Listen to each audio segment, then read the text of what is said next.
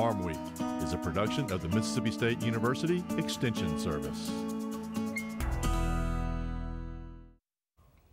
Today on Farm Week, another wood pellet plant will be built at Lucedale, Mississippi, the fourth so far in the state. We'll have an update on the possible effects of the sequester on our nation's agriculture. It's not as bad as previously predicted when it comes to food inspection. Without inspectors, the plants must close. In southern gardening, Loropetalum, this Asian native, is at home in our southern landscapes. In the market, some uncertainty in the beef sector this week as cotton prices continue an upward climb. John Michael Riley has analysis. In the feature segment, it's kind of a cross between the local food movement and the microbrewery movement. This Iowa company is using local grain to make ethanol. This ethanol is meant for you, though, not for your car. We got grain as far as the eye can see, and I tell everyone it's the ultimate form of value-added agriculture, because you take $5 of corn that would make $10 of ethanol and make it into $50 of whiskey. So, you know, get it out there, let's use it.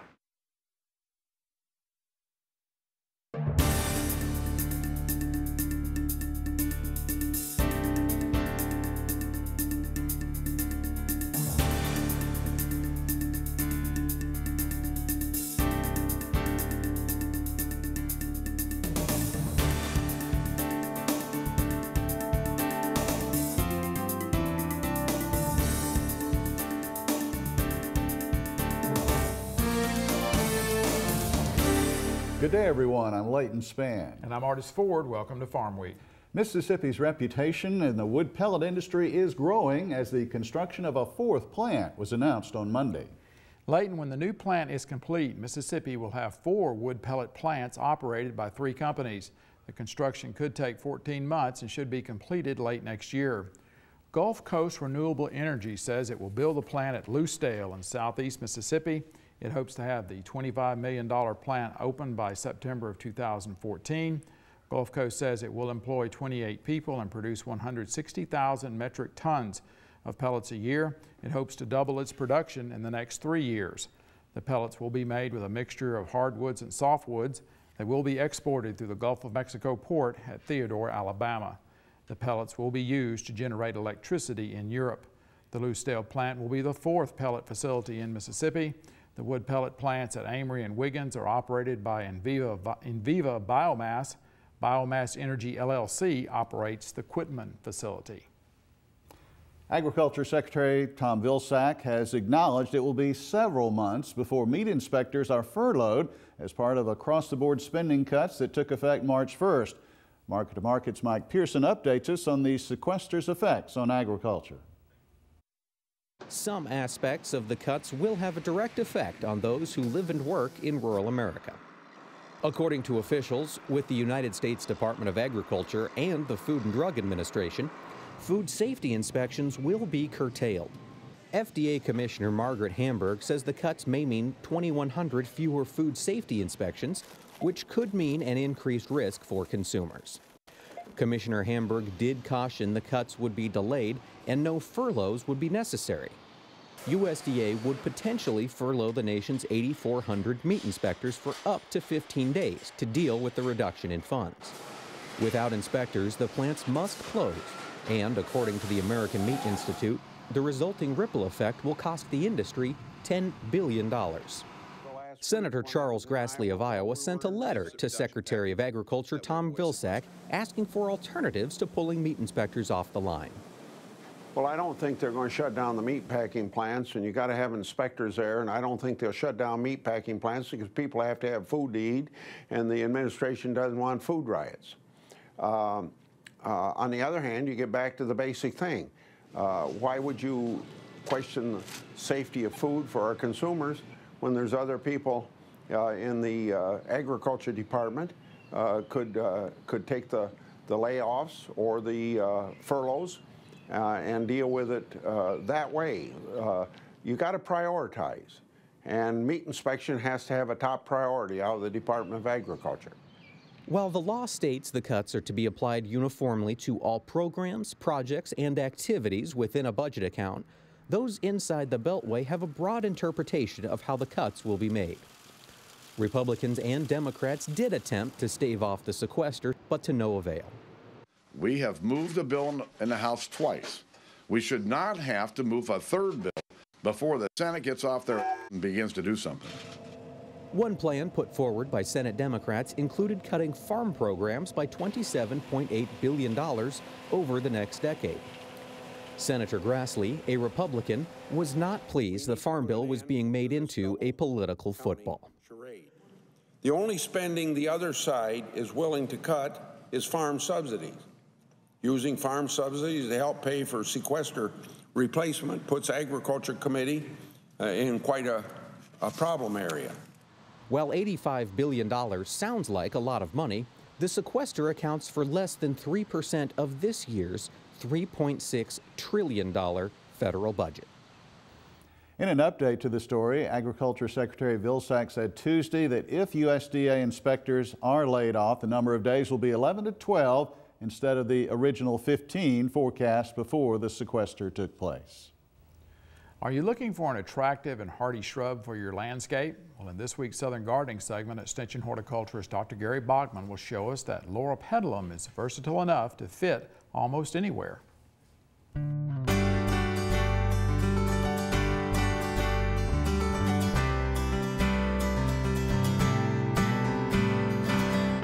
During the late winter and early spring, it can be easy to ignore some of the shrubs that provide the backbone of our landscapes. One of the best shrubs we can grow is Loropetalum. There are many selections available that will fill any landscape need. Burgundy Loropetalum was selected as a Mississippi Medallion winner in 2001 and is still a landscape favorite. As you can see, this selection will grow to 10 feet if left unpruned. However, Burgundy Loropetalum tolerates pruning well if wanting to maintain the plant at a certain size. Ruby Loropetalum has a very similar look as Burgundy, except it only grows to about 5 feet. This makes a great choice as an accent plant and combines well with knockout roses. There are some landscape situations where an even smaller Loropetalum would be more appropriate. One of the nicest introductions in recent years is Purple Pixie. These slow-growing plants will grow 1 foot tall with a 3-foot spread and will not overwhelm the planting bed. During the summer, Loropetalum foliage turns a deep dark burgundy red. But right now, since it is late winter, the foliage is not as prominent. In fact, the foliage has lost much of its summer color, but this allows a much better display of the flowers. Loropetalum flowers are strap-like and feathery that gives the appearance of having a fine texture. These flowers start to appear in the late winter and taper off to more sporadic blooming through the summer. For the best foliage color, always plant in the full sun. Loropetalum is a good choice for tolerating the droughty conditions we frequently experience in Mississippi. I'm horticulturist Gary Bachman for Southern Gardening. Latent Loropetalum is sometimes called Chinese fringe flower, and some varieties can grow into small trees about 15 feet tall. In the feature segment today, see how one of the oldest value-added products of corn is making a comeback in Iowa. Time now, though, for the markets with Leighton. And Leighton, you say that new supply-demand numbers were released at the end of the week by USDA? And as we record here at midday on Thursday, the expectation among many analysts was that the government would be increasing the domestic corn and wheat supply. Also coming up in the markets this week, a trade association says the cattle industry is on edge. Cattle futures nudge higher this week, cotton futures, and 44 flour mills around the country are combined into a new venture. The National Cattlemen's Beef Association says the uncertainty over the potential furloughs of federal meat inspectors mentioned earlier has the cattle industry on edge. A spokesman says the industry is left to wonder about the impact on the overall supply of beef and whether there will be a backup of live cattle waiting to go into processing plants. Meanwhile, live cattle futures on Wednesday saw triple-digit losses, and feeder cattle were also under pressure. Analyst Don Roos is keeping an optimistic outlook, though, on the beef sector. I think what happened is the cattle market just got ahead of itself. Last December we had 138 April cattle. We pushed all the way down to 127, and I think we've kind of had a reality check. February cattle bet off the board at 128, and I think what it really says is April cattle are worth more than that, just from a better demand and a lower supply. So cattle probably have put in a seasonal low and time to move up. Meanwhile, in the hog sector, a hoped-for spring price recovery seems to be somewhat threatened now. Analysts say there's a chance prices may not rise high enough to reach break-even levels. The price situation for pork is said to be the result of weak demand. Consumers have less money to spend due to higher payroll taxes and higher gasoline. And on the export side, sales of U.S. pork to both Russia and China are threatened because of a muscle-promoting feed additive. Analyst John Roach says the same uncertainty that the beef sector is dealing with is also at play in the hog sector. The Chinese have requested that as of March 1 that there's a third party that's going to need to verify that the pork that they're purchasing is free of that feed additive, and that's an uncertainty that's come into the market. And at the same time, we've got the uncertainty of the sequestration and what's going to happen as far as meat inspectors. So there's a lot of uncertainty that is in front of the market at the moment, and that uncertainty always puts pressure on prices, and that's what we've been seeing. And I think for a little bit, until we clear up some of these issues, we're going to struggle to move the pork market any higher. Our trivia quiz this week deals with the Extension Service, and here's the question. How many Extension Service offices are there in Mississippi? Is the answer A, 41, or B, 54, or C, 69, or D, 82? You'll find out the answer in a few more minutes. We're going to pause for a short break on Farm Week. Coming up, we'll look at the calendar and the second part of the markets. Leighton Spann reports why cotton prices continue their upward climb. In the feature segment today, ethanol can be burned in cars, but for a long time before it was a fuel, ethanol was a drink. See how an Iowa company is using local grain to produce a local food.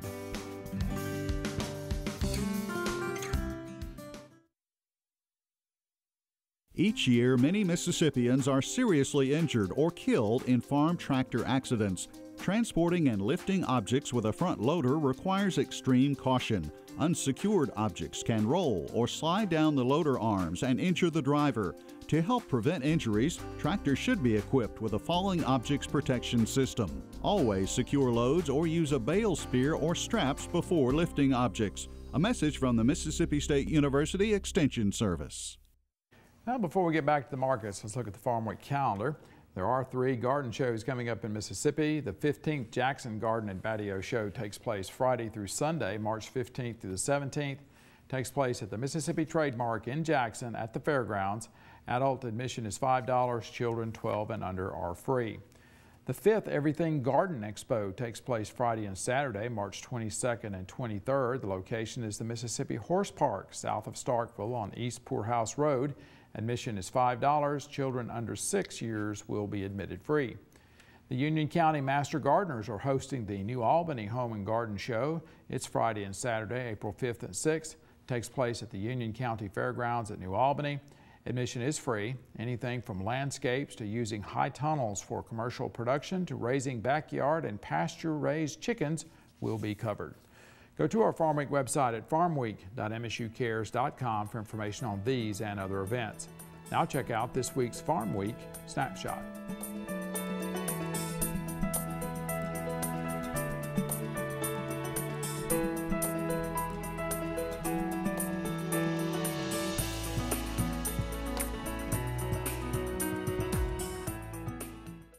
As we mentioned at the beginning of the markets, the average guess among analysts is that the March 8th monthly supply-demand reports will raise ending stock projections for both corn and wheat. Traders believe demand for these 2 commodities has slowed to the point that the numbers in the new report will reflect an increase in supplies.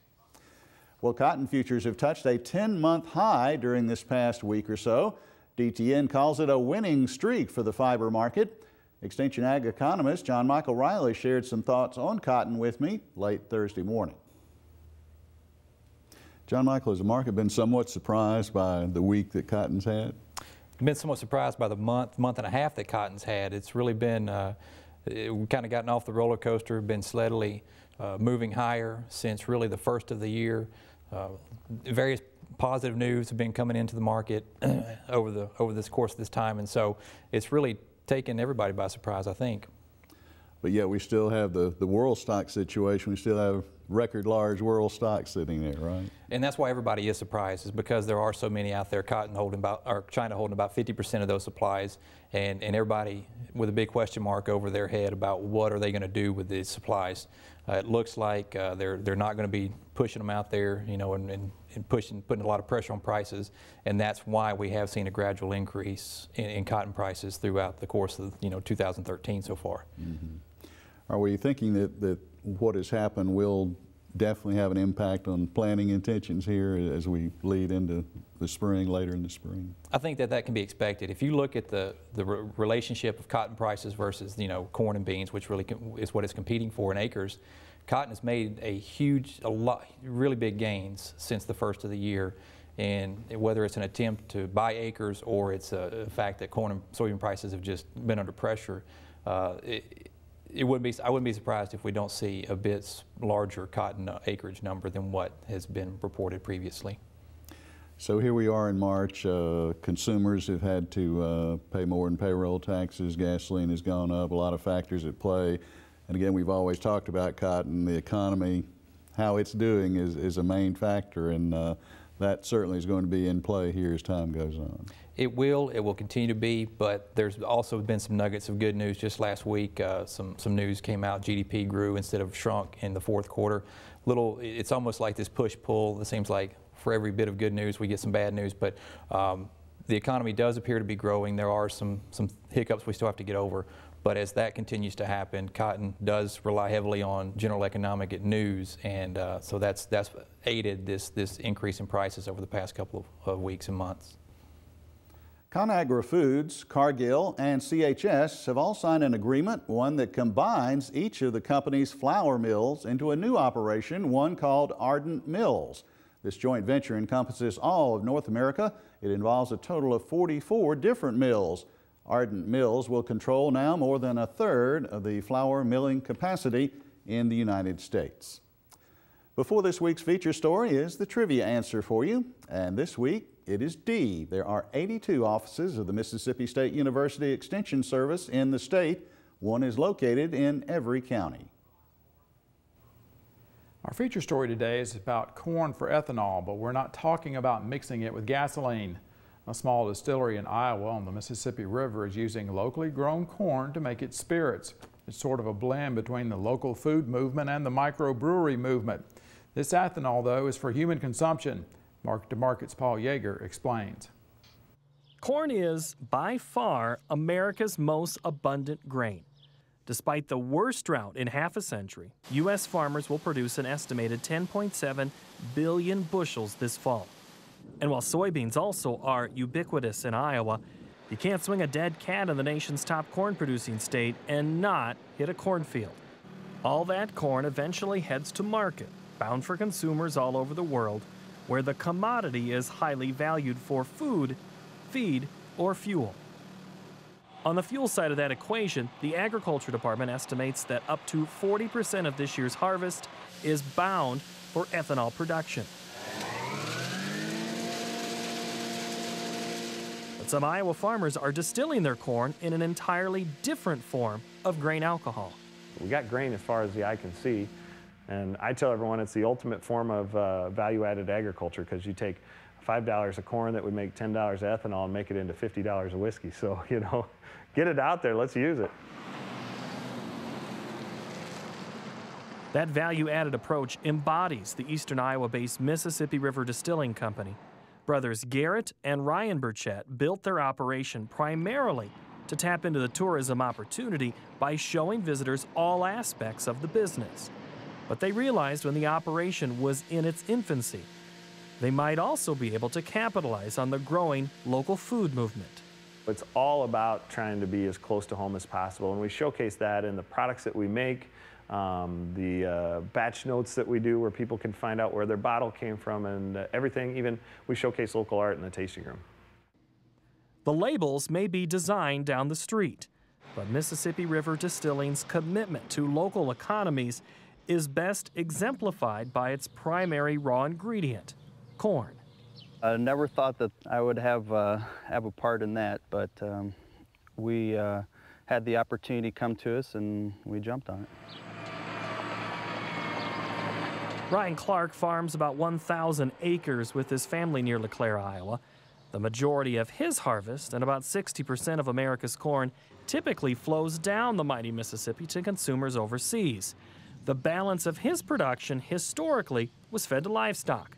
But as one of 3 corn suppliers for Mississippi River Distilling, he also enjoys a third market. I was excited about it. My wife and I have always tried to support local industry and support anything local going on. When they came to us and told us about what their idea was of using local corn, we thought that was a great idea. We knew it wasn't a huge market, but with the majority of our corn all leaving the country, it was exciting to know that some of it was going to be used not only here in the United States, but right in our own hometown. When we first opened, one of our farmers came down here and he tried the vodka. And he said, "My corn's in this?" And I said, "Yeah." And he says, "I think this is the first time I've ever known where it ended up." Each batch uses about 25 bushels. We probably will use somewhere around 2,000 bushels of corn this year. Each bottle that we make has about 1.5 pounds to 2 pounds of grain. All told, Mississippi River Distilling will use about 2 semi-loads of corn each year. The Burchetts take regular deliveries of the grain and pay growers the market price. The operation also uses locally grown wheat, barley, and rye and distills them into vodka, gin, and whiskey. The value-added business benefits from a steady stream of tourists who learn the intricacies and intrigue of grain alcohol production. Anything bearing the Mississippi River Distilling label is produced in small batches according to strict protocols. And since selling the booze often proves to be just as demanding, a major hurdle lies in marketing. I think the biggest challenge for us is just getting word out that we're here. It's still a young enough industry, and people are very brand loyal when it comes to their booze, and getting them to step out of the box and try something different and realize that there are products that are made locally that aren't just as good, but in many cases better than what they might typically get out of a bottle that's come from a giant factory. Mississippi River Distilling has fared well in several national contests. Hardware is starting to pile up, adding credibility to the upstart company. And while the burgeoning Iowa wine industry may have seemed a bit out of place a decade ago, the tall corn state seems like a natural location to grow a spirit revolution. We don't really grow grapes around here regularly, but we grow some of the finest grain in the world, and vodka and whiskey and all these are made from grain. So why not be taking this stuff and making it into some spirits? We are on par with what's going on out there, and I would argue that our quality is even better because of the handcrafted steps that we take to really get a clean, smooth product. Iowa's wine industry first was given a boost by lawmakers, then came legislation advancing beer brewers. The spirit industry, and specifically micro-distilleries, also have benefited from law changes, allowing retail sales or tastings at the production plant.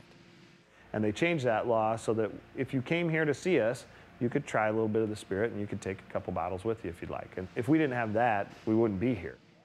That opened the door for tourism, which continues to play a vital role in Mississippi River Distilling's business model. Burchett says relaxed federal and state taxes on distilleries may not be politically popular right now, but the move paved the way for expansion. The state of Iowa's Alcohol and Beverage Division helps distribute Mississippi River Distilling's goods statewide. But Burchett's plans include a wider Corn Belt footprint for his products. Our vision is to be a little bit bigger micro-distillery. If we get too big, we can't do the things that make our products special, the handcrafting and everything that we do. We're really concentrating on the Midwest, where there's a connection to the Mississippi River or a connection to agriculture and the things that we do. Tourists already flock to LeClaire to visit the home of cable television's American Pickers. And Burchett hopes the travelers stop in and pick up a bottle or two of booze as well. For Market to Market, I'm Paul Yeager. Now, you can watch this story again on the Mississippi River Distilling Company on our Farmweek website. That's farmweek.msucares.com. Now, also, you can watch our Farmweek stories on YouTube and Facebook. We have sites there. We'll also have a link to the Market to Market website where you can see the story as well as read the script. Now, we will have a link to the company's website, but you must be 21 years old to use it, so keep that in mind. But our website, once again, is farmweek.msucares.com.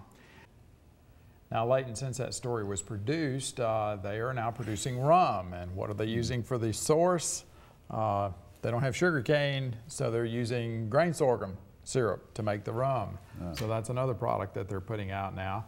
And they are distributing it at some outlets in the area. You don't have to actually go to LeClaire, Iowa to pick a bottle up if you want to. But in that region, and those are on the Farmweek not the Farmweek website, but when you go to their website, they have a link so you can find out where some of their outlets are.